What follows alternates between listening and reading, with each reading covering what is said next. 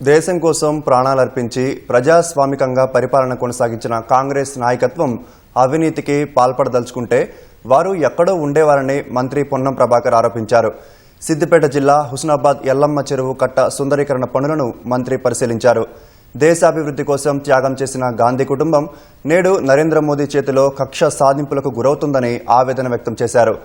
రాజకీయంగా ఎదుర్కోలేక కాంగ్రెస్ నాయకత్వాన్ని బలహీనపరచాలని ఇలాంటి వేధింపులకు గురి చేస్తున్నారన్నారు. సిబిఐ, ఈడీల మీద ఆధారపడే బీజేపీ ప్రభుత్వాన్ని నడుపుతోందని, దేశం మొత్తం గాంధీ కుటుంబానికి అండగా ఉంటుందని మంత్రి పొన్నం అన్నారు. దేశం కోసము ప్రాణాలర్పించి దేశంలో ప్రజాస్వామికంగా పరిపాలన కొనసాగించిన కాంగ్రెస్ పార్టీ నాయకత్వం అవినీతికి పాల్పడదలుచుకుంటే వారి చేతిలో ఉన్నటువంటి అధికారంలో వారు ఎక్కడో ఉండేటువంటి వాళ్ళు. కానీ దేశ అభివృద్ధి కోసమే త్యాగం చేసినటువంటి కుటుంబం ఈరోజు నరేంద్ర మోడీ గారి చేతిలో కక్ష సాధింపుకు గురి అవుతా ఉన్నది.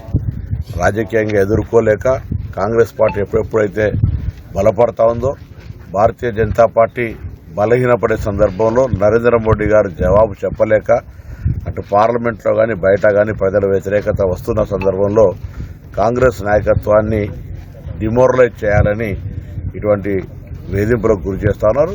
ఇది రాజకీయ కక్ష సాధింపే. 80 సంవత్సరాలు పడ్డ సోనియా గాంధీ గారి పైన ఇటువంటి కార్యక్రమాలు చేయడం కానీ, లేదా నేషనల్ హెరాల్డ్ ఆ రోజు స్వతంత్రం కోసం పోరాడే సందర్భంలో తీసిన పత్రికలకు సంబంధించిన అంశం మీద రాజకీయం చేయడం కానీ, ఇవన్నీ కూడా చూస్తూ ఉంటుంటే బీజేపీ పార్టీ సిబిఐ, ఈడీల మీదనే ఆధారపడి ఈ ప్రభుత్వాన్ని నడుపుతోంది.